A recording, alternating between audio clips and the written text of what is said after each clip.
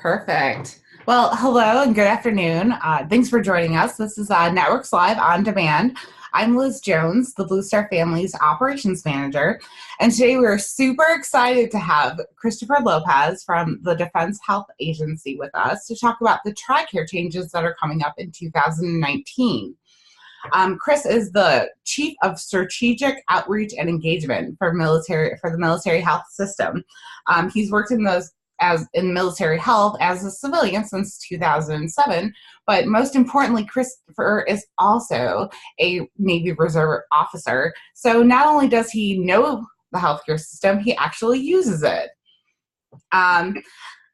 During this webinar, we encourage you to ask questions. If you're joining us via Zoom, there's a question and answer box at the bottom you can use, or you can use the chat feature. If you're joining us via Facebook Live, put your questions in the comments and I'll bring them all forward to Chris at the end of his presentation here. Historically, we always have more questions than we have time to answer. So if we don't get to your question, please feel free to reach out to me at my email, which is ljones, Jones, at bluestarfam, BLUEFAM.org, and I will forward your questions on to Chris and his team. So with that, we will get started. Thanks for being here, Chris. Great. Well, thank you so much, Liz. Really, the pleasure is all mine to be here. So I'll just start off real quickly. So Admiral Bono, my boss at the Defense Health Agency, asked me to be here today to inform Blue Star family members of just what's happening with TRICARE. We want to make all this as simple as possible, so we're going to try to zoom through things and leave time for questions and make sure folks can let us know what's on their minds. But one thing that's important to stress is that we do this also because we understand the need to design our health plan with our patients in mind. And seeking your input is how we can serve you better. So without further ado, we'll go ahead and get started. So Admiral Bono always begins almost every presentation with this slide. The point we try to make here is that whether it's a service member going into harm's way or a family that's left behind at home station or retirees who serve their nation so well, we need to keep our beneficiaries at the top of our mind. That's why we're so excited about the changes coming to the TRICARE health plan. There are changes that are mandated by Congress, the Defense Authorization Act, as well as 2 new contracts that we've issued recently. DHA is kind of working to use both those opportunities to really build a stronger, more integrated and patient-centered system of care for our patients.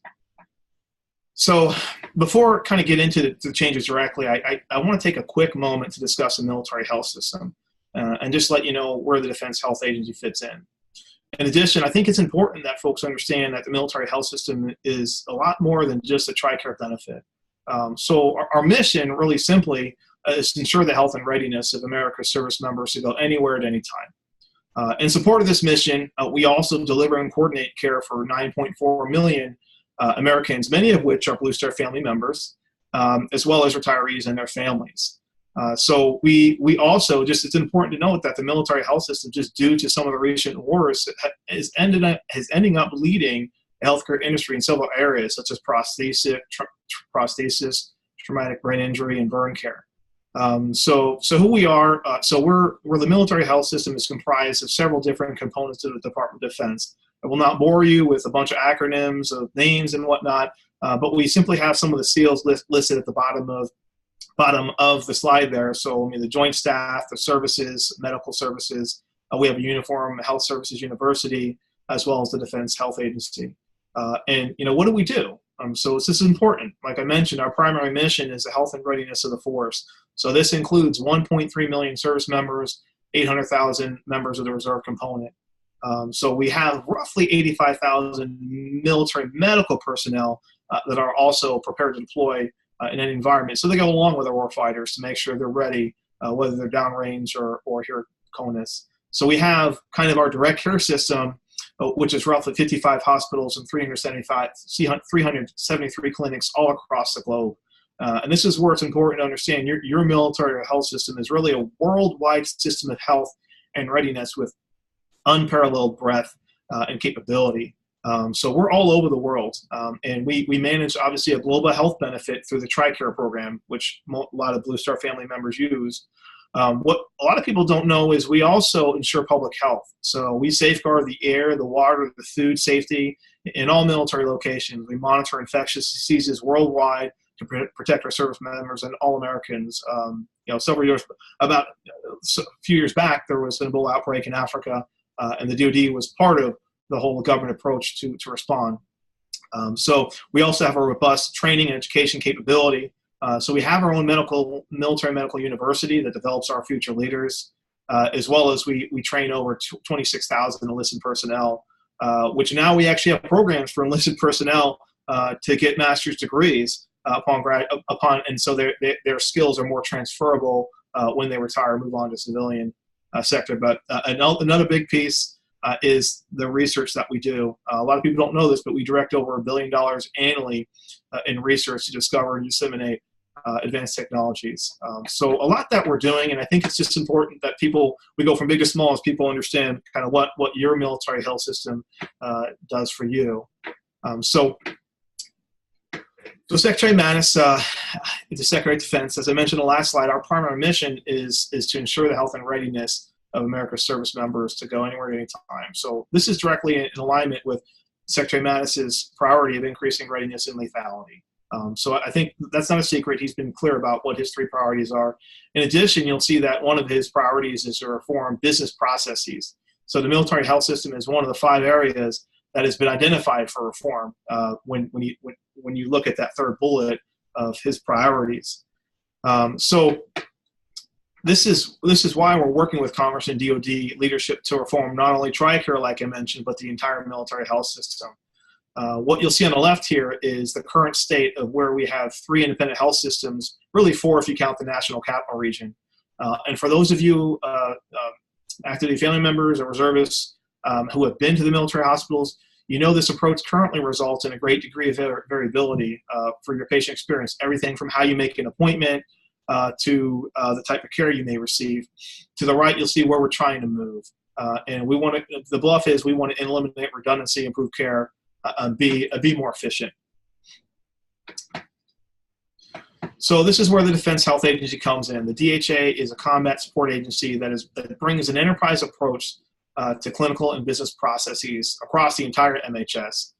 The idea is to reduce variation and increase standardization. And I know combat support agency can be somewhat, not a lot of folks may not know what that is. So simply put, what we do is ensure that combatant commands have the medical capabilities they need to meet their mission. So what does that look like? A few examples: employing a standard electronic health record access. Whether you're CONUS and move from MTF to MTF, or whether you're downrange, we're developing what's called MHS Genesis, which coincidentally the VA is now going to have the same product to really have an interoperable electronic health record that service members and their families can use and make it more convenient for everybody with managing healthcare information. Managing a single pharmacy contract to gaining buying power and a standardized formulary. So that's already saved several hundreds of millions of dollars for the department and beneficiaries and the taxpayers. And something as simple as training providers on the same equipment stateside that they use when they go down range. A lot that we do as a combat support agency. Over the next several years, it's important for the viewers here to also know that we're going to begin incrementally overseeing the administration and management of all the military hospitals, which currently most of the military hospitals, either the Army, the Air Force, or the Navy oversee. Again, as we incrementally begin to oversee them, we'll be able to standardize that patient experience and provide better care. And the department, that means more efficiency and enhanced lethality. And we want to also integrate the purchase care, which out in the town, with the MTF, the military hospital care. Because today, there are some things you can get done at MTF that you can't get out in purchase care. So all those should be benefits to the patients and those who are listening. So moving to the TRICARE changes. So I always like to start off with this slide when we talk about TRICARE, because it's important to folks to understand that we're truly honored to administer one of the most comprehensive and robust benefits in the world in support of those who have served in the defense of our nation. I mean, you all are truly America's heroes. This not only includes the service members, but I mean, as far as Blue Star families, it includes the families who have often had to endure multiple periods of extended absences, like my own family and my wife. So also important to see kind of where TRICARE stacks up in terms of leading health insurance and healthcare system. So most folks may or may not know that we have less than 1% of the U.S. population serving the military. But if you look at the size of our healthcare system, we actually have a relatively sizable number of beneficiaries we serve. I mean, we're roughly kind of ninth in rank of size. So important to understand that scope as we move into the changes. So we had some changes that occurred last year, January 2018. And the reason we're going to briefly retread this ground is because we know that a lot of folks may not have used their healthcare or aspects of their healthcare that these changes impacted. So first, I just want to mention that for active duty family members and retirees, now you have to be enrolled in either TRICARE Prime or Select if you want to use your benefit. So this is important to know. It's different. It's a paradigm shift because you used to always just have TRICARE Standard if you did not enroll in TRICARE Prime, but now you have to enroll in either one. And I know that may be an additional requirement and it can be a bit of a pain, but what it helps us do from the Defense Health Agency is build a better network for you. So if we understand where people are using our benefit, we can actually build the care there versus people just having access to a benefit that don't use it.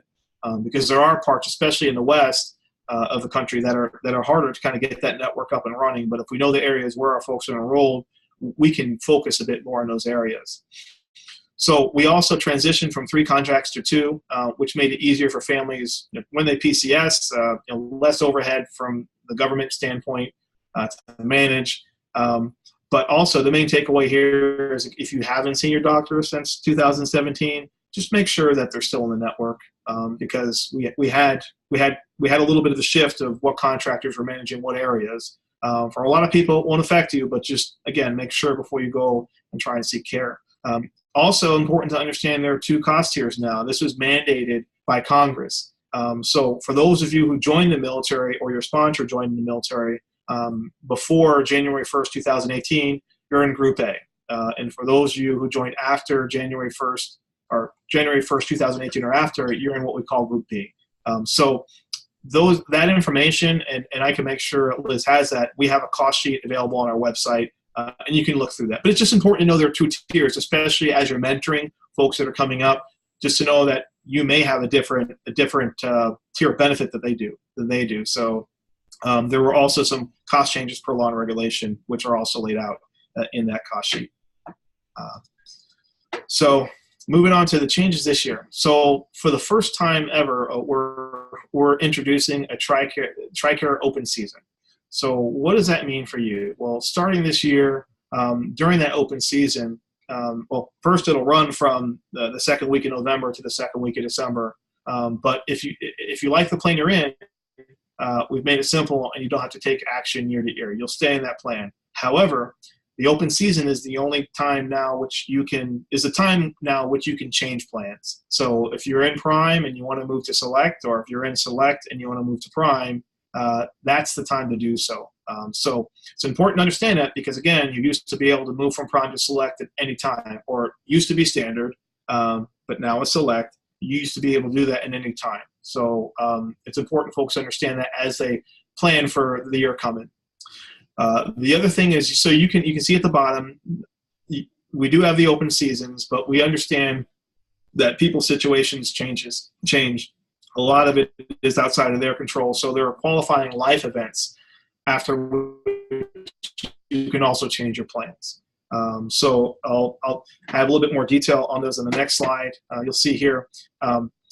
So most of them are listed there, and there's some military specific ones that are important to note. So if those of you who either have had access to or currently have access to civilian insurances, this isn't anything new, but there are some specific qualifying life events that we added because we know the military population has unique needs. And that's of course, one of those is PCSing, right? Anytime you PCS, you may go to an area where for whatever reason, you just prefer not to care in that MTF. And, so whenever you move, and it's just by zip code, it really doesn't mean, because we know in the NCR, if you move 15 miles, that can add 30 minutes to your commute either way. So if you move zip codes, then you can change the plan up to 90 days afterwards. So you can read the rest of them there. Another one that's important, though, as I have circled at the bottom, is if you're preparing to retire. So this is important because, like we mentioned, now with the requirement to enroll in TRICARE Select, which used to be standard, you have to make sure you enroll within 90 days of retirement. So gone are the days where you can walk off in the sunset and have TRICARE standard cover you. So retirees have to make that decision and actually physically enroll. So we're trying to make sure folks understand that and we get that word out. So moving forward, in addition to the TRICARE open season, there is a FEDVIP open season. So what is FEDVIP? So FEDVIP is a federal employee dental and vision insurance program. So that we try to make it easy. So this open season also is the second week of November to the second week of December, which is 12 November, 10 December in 2018. So it aligns directly with the TRICARE open season. But the FEDVIP is overseen and run and managed by OPM, the Office of Personnel Management. So you're going to have new access to dental and vision plans, but you have to take action if you want to get coverage in 2019 during the open season at the end of 2018. Make sure you check your eligibility and explore and compare plans at the TRICAREbenefits.com site, which is listed there. And where we don't have the rates right now available, or OPM does not, they should come available in October. But the 2018 rates should be, somewhat at least a starting point for you to look at what's out there. But we encourage folks to explore now, because especially when it comes to dental, we know that happens every 6 months or to a year. And with the FEDVIP program, there's 10 different carriers, and you want to make sure that the dentist that you're looking at has one of those carriers. So important piece of why we're introducing FEDVIP is because, or why we're working with OPM to give access to FEDVIP, is because the TRICARE Retiree Dental Plan ends on 31 December 2018. This is important because, again, you have to take action if you want to continue your dental coverage. Because TRDP, which is TRICARE Retiree Dental Program, it's a voluntary dental insurance for retired service members. And anyone who's in TRDP this year has to take action through the FEDVIP plans to actually continue dental coverage. So this is a good thing, though. Whereas we know it's a pain to take action, we're moving away from this one-size-fits-all to several different scopes of plans that better meet your needs. Even those who are eligible for TRDP but don't use it today should look at it as well. And I'll give you a quick anecdote. My parents never thought about using TRDP just because their focus and their usage with dental care is mostly preventive. And so when they went to look at, when I encouraged them to take a look at the FEDVIP plans available, what they saw was a few plans within those 10 carriers that catered to folks that only get their cleaning every couple of years, 2 times a year. So that now they're interested and they're looking at joining. So, but I want to assure even those who have TRDP and are looking for something similar, the majority of the zip codes that we looked at do have something comparable. So it really should be a benefit to everybody, but you do have to take action. So as I mentioned as well, is that we're excited about new access to vision plans in 2019. So this is completely new. So this is not TRICARE Retiree Dental Plan going away and we're replacing it or transitioning it to the federal dental and vision employee insurance plan. This is TRICARE beneficiaries never had access to vision coverage. So this is completely new. We're excited to offer this through OPM, but similar to the FEDVIP dental plans, you got to go to the OPM site, which is listed in the information in the deck, and explore the plans and sign up during open season.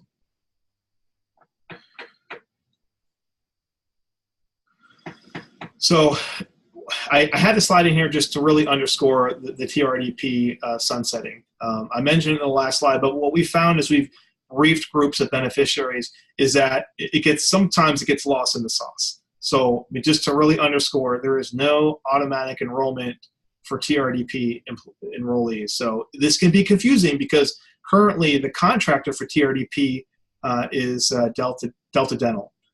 So even if, for whatever reason, even if you look at your FEDVIP plans, the FEDVIP plans, and you want Delta Dental on the FEDVIP side, you have to take action. It does not roll over.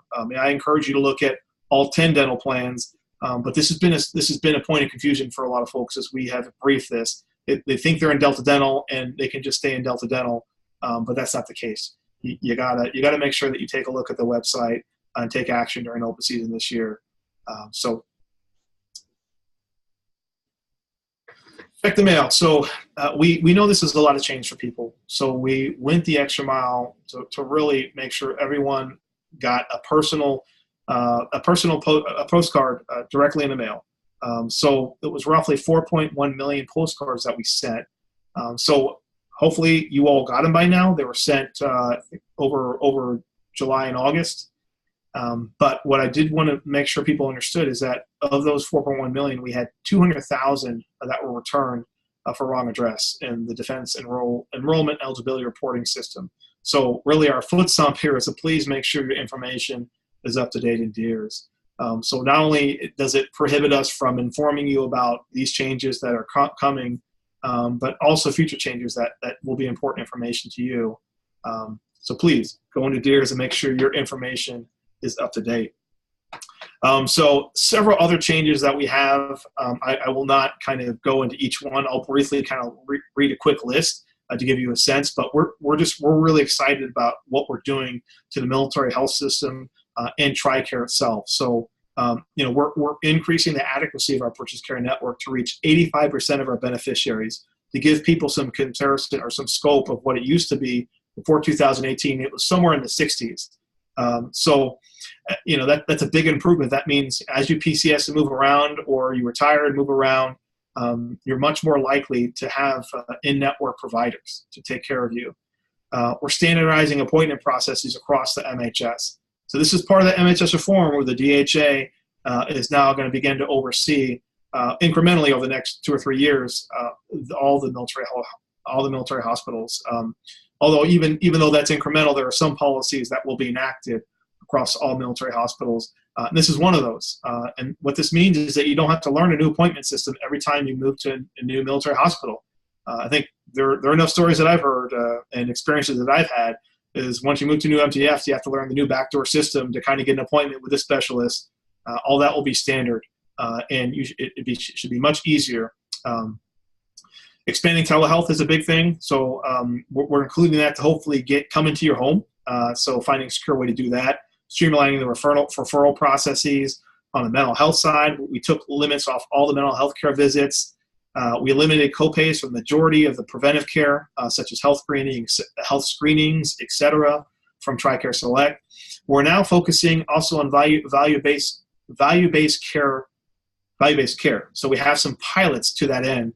What value-based means is we're looking now for our contractors we're paying our contractors for quality, not volume. So currently, the majority of the healthcare industry, the outcome is based on the throughput versus the quality of the actual individual's health. So we have a few pilots that we're working there and hope to over the long term implement that across sections of the network and our enterprise. We're also considering more complementary and alternative treatments such as acupuncture and chiropractic, which we know we've got a lot of questions about. We're allowing now concurrent hospice and curative care for children, which has been a big issue for some families. Expanding many hours at MTFs, unlimited urgent care without referrals, and I could go on. But I mean, that's just a taste of kind of where we're headed to trying to improve and enhance the benefit. One thing I mentioned, and it may not be as relevant to this crowd, but I'll just quickly mention it, is with all these changes, there's no changes to TRICARE for Life. I know most of the folks here probably aren't close to that, but TRICARE for Life is just something that when you turn 65, you got to take Medicare Part B, and TRICARE becomes a second payer on your medical care. So if you have more questions about that, let me know. But again, not a big thing for this crowd typically, I think. So key takeaways. So if you save one slide from this presentation, this is it. So 4 key takeaways we want you to walk away with. First, the first TRICARE season, open enrollment season is 12 November to 10 December this year. Please make changes to your plan during that time. Again, if you like the plan you're in, you'll stay in that every year until you make a change or become uneligible for a plan. And of course, you can change your plan after qualifying life events. Second, the FedVIP open season is at the same time, but again, different organization runs FedVIP. That's Office of Personnel Management. So the TRICARE Retiree Dental Program is transitioning to FedVIP dental plans, and new vision plans will be available as well. So again, if you are using TRDP, you need to go to the FedVIP site there, to TRICAREbenefits.com website, take a look at what's out there if you want to continue care and sign up for an open season. So third, if you're retiring soon, I mentioned this already, but if you're retiring soon and you want to keep TRICARE Prime or Select with no breaking coverage, you got to do that and re-enroll within 90 days of your retirement date. And the last thing is to please make sure your information is up to date in DEERS. I don't know if I said please enough, but please do that so we can make sure that we can keep in contact with you for additional updates to your plan. And I'll end with this slide here, and this is just, our organization is very social media savvy, and hence Liz inviting us on here. But if you want to keep up with us, we have some Facebook and Twitter accounts that you can take a look at and follow. Please do. But with that, I'll end and see if there are any questions. Thank you. There are a lot of questions. Are you ready? I am ready. And before we get into the questions, I will make just somewhat of a disclaimer. If you are asking about specific circumstances and hey, we cannot discuss kind of health information, Privacy Act information over the line here, so we can get with you offline. But go ahead. Sorry, Liz. No problem. Okay. Let's start with, does the cost tiers affect those retiring? So you're referring to the tier A, the cost group A? Yes. And, yes, it does. So it does it, but it's not on when you retire. It's all based on when you join the service. So again, if you join the service before January 1st, 2018, you're Group A, regardless of when you retire. If you join the service January 1st, 2018, or after, you're Group B, regardless of if you retire. So we don't have many Group B folks yet, especially retirees, unless they're medical retirements. But yeah, so. Okay, yeah, I think that was one of the questions as far as like the differences between like Group A and Group B, and it's just that date. Yeah, the date. It's all based on when you or your sponsor joined the service. So it's all based on that. I mean, some of the differences are with the Group B copays. A lot of those were legislated. I say copays. The Group B costs were legislated by Congress and back in the 17 Defense Authorization Act. So those are enacted in law, but they are a little bit different. So again, people need to educate themselves not only for their own circumstance, but as they're mentoring other folks who potentially have a different cost tier. And typically, it'll be a Group A mentor to a Group B mentee. All right. Are there going to be any changes to TRICARE for Life? There are not. And so I'll go back here, and I'll spend a little bit more time here on this TRICARE for Life slide. So no changes to TRICARE for Life. And for those of you who don't know what that is, it's really a Medicare wraparound coverage, but it's your entitlement after you turn 65. And sometimes it's a surprise to people, and I know it was for my parents, because they up until 64, they're enrolled TRICARE Prime at an MTF, and they're paying their $500-$600 a year, and then they turn 65. All of a sudden, they're paying twice or three times that, and I said, what happened? Well, by law, you have to pay for Medicare Part B, and which the cost it's means tested. So you see that in the second bullet, depending on how much you're making. But it's more than you were paying at 64 is what it boils down to, and you're paying it to Medicare, and you pay nothing to TRICARE. So I always like informing people on that, and since they asked a question, I appreciate you giving me the liberty to spend a little bit of time on that. No problem. Another question is this active as of October 1st? Is what active? The new FedVIP? Yes, I'm assuming that's what it means, October 1st. Maybe I'll get some clarification in a second. Yeah. So I will respond to there's October 1st. There's no October 1st is not a date that is in this brief, and nothing happens on October 1st. The key dates to understand: November 12th to December 10th this year, open season for FedVIP, open season for TRICARE. When you sign up for open season during that time, the plans take effect January 1st, 2019. So those are the dates that I think are relevant. And if that individual comes back with some clarification, I'll be happy to address. But October 1st is not something that I think you need to stick in your mind for the purpose of this brief. Okay. Although it's happy new fiscal year, so for any of the comptroller bean counters, it's always fun, right? Very true, very true. I think one of the main questions is I've seen it a couple times now through Facebook and on the Zoom chat, is more or less like, what happens if you do miss that open season?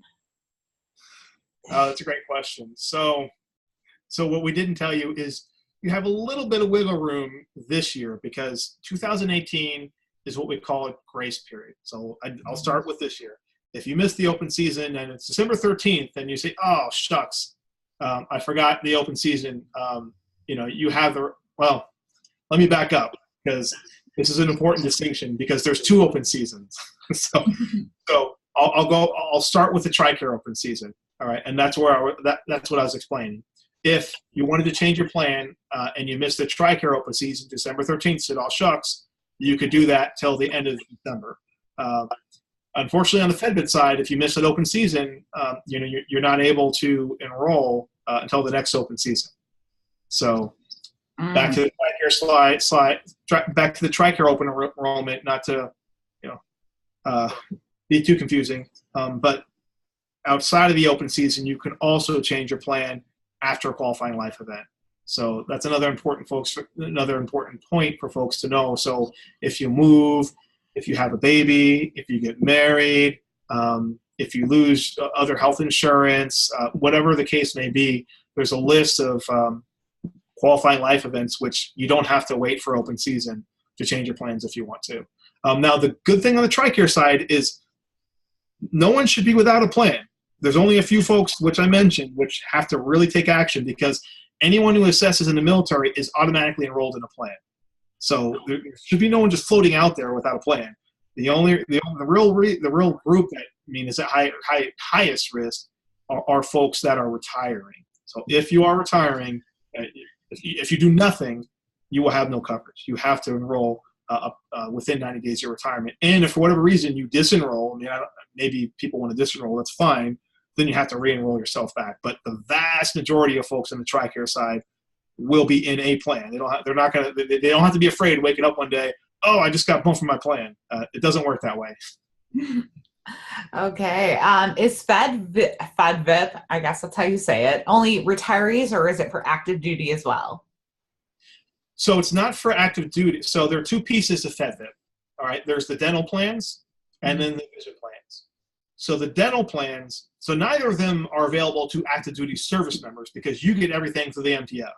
Everything is paid for the MTF. If you get glasses, if you get LASIK, whatever you do, everything's already paid for the MTF. So there's no need there. And if you get referred out, that's paid by the MTF. For active duty family members, they'll have access to the vision care, as well as reservists will have access. Reservists that are on TRICARE Reserve Select will have access to the FedVIP vision plans. The only people that will have access to the dental plans through FedVIP are the retirees, and that includes your retirees below and above 65. So both those on TRICARE for life and both those that are retirees and drawing on their benefits. So, and the retirees will also have access to vision. So I should make that point as well. Okay. I think you answered this question last time, but I'm going to ask it just because 65 and older enrolled in TRICARE for life, are we eligible to enroll in dental and vision? And I believe that would be yes. Yes, you are eligible to enroll in both. So you heard it right here. For the person that asked that question, that is the answer. Another one, will this affect those of us who have TRICARE Plus for children with disabled children?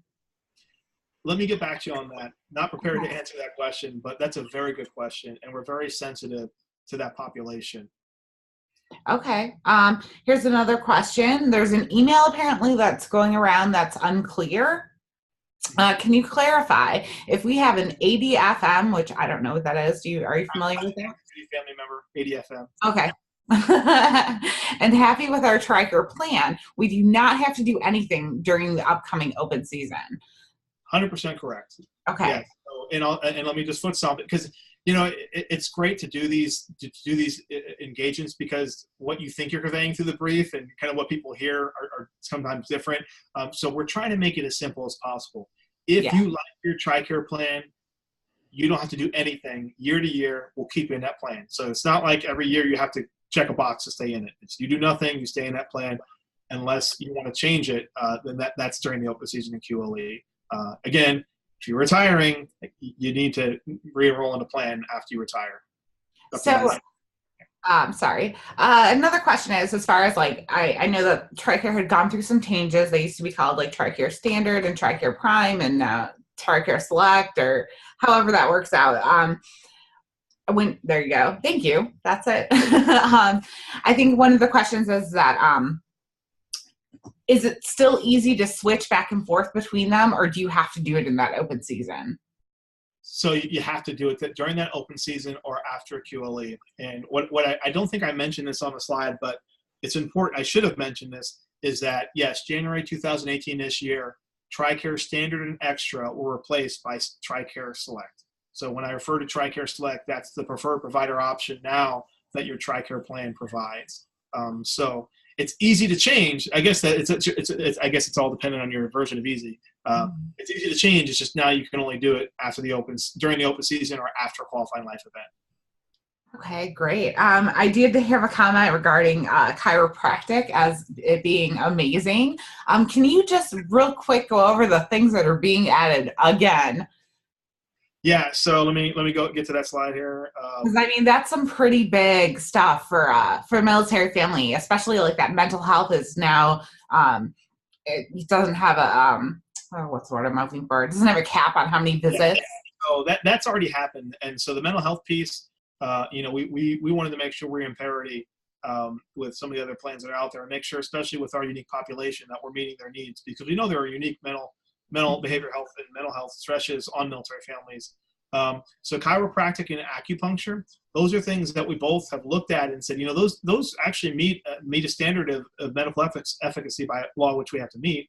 And so we're working now through the regulatory process, which is the law. Like it's going to take several years. But that's the way that kind of the government process works. But I mean, it's important to folks to know that we're looking at that and we're moving forward with it, because we do get a lot of those questions. And what we don't want people to think is that we're asleep at the wheel, or that we're just not looking at other things that are important to our beneficiaries. Like Admiral Bono says, this is your health plan. So we need your help with, how to evolve it and shape it. Yeah, absolutely. Yeah, this is a really good question, because we almost always find ourselves, especially as military families, in this position. If your service member is deployed, can a spouse enroll in the open season, or does it have to be that service member? So no, a spouse should be able to enroll, correct, herself and the family. Good deal. And say enroll, and so change plans is probably the best. Yeah.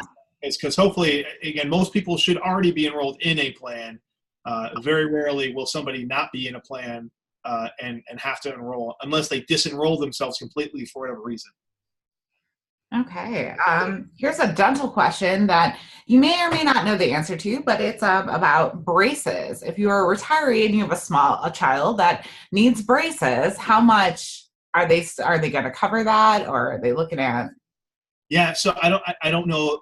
So the good thing about the FedVIP program is that now there are scalable options. And, with TRDP, there was a mandatory waiting period for any orthodontics. With FedVIP, there are some plans that don't have any waiting period for orthodontics. And then there are different coverage levels of orthodontics depending on what plan you have. What I can say is that they're very competitive and very comparable, and some probably even better options than the TRDP had. But I don't have a cost on the top of my head, unfortunately. Awesome. Kathy, I know that you asked a pretty extensive question here, and I'm going to take your question and have Chris answer it offline because there's a lot of information in here that he may not have the answer to for you right now, but him and his team, they're really awesome about getting back to people. So we didn't forget you, and I definitely see your question here. Thanks for asking, Kathy. We'll make sure we get back to you. Absolutely. Yeah. There is another question regarding what is the website again? So yes, this is perfect because of the fact that we're getting a little close on time. Thank you. There they are. I'll also post the website in the description when we're all finished so that you can go and look it over yourself to see what's best for you. Well, and just to make sure people understand, I mean, and there are two open seasons. And there are two different websites and organizations. So DoD oversees the TRICARE, Office of Personnel Management oversees the FedVIP. And you'll see both sites up there on the screen right now. But like Liz said, I mean, she can provide that information as well in other forums. But we want to make sure people understand that it's not just one place to go. But that's, yeah. Yes, the chiropractor issue, again, is coming up. Another question is it being added for only active duty or retirees too? So that's a great question. So currently, chiropractic care is provided in some of our MTFs. Although we don't have chiropractic providers, we have some of our providers that have that competency, and they provide it in the MTF. What we're looking at right now is covering it in the private sector. So when you say retirees, retiree can be enrolled potentially in an MTF or a military hospital if there's room, or it can be TRICARE Select on the network. So the network side of it is that's what we're looking at for the regulatory process, is to try to we're just starting that process or that journey of getting that approved or going through. I say approved. I mean, it has to go through all the wickets. But hopefully that answers the question. Is that, I mean, retiree can be either prime or select. So that's where we are in either one of those. All right. Let's see. I'm not seeing too many new questions. I definitely want to, I know we're getting really close to time here, but I wanted to put out there that if you have additional questions and we could not get to them today during this webinar, you can reach out to me at Liz or L Jones, LJONES at bluestarfam.org, and I will forward your information on to Chris. We're going to go ahead and wrap it up. I know that you're super busy, that you have a lot of things going on. I just want to take a moment to thank you for bringing your expertise to our military spouse and military family community today.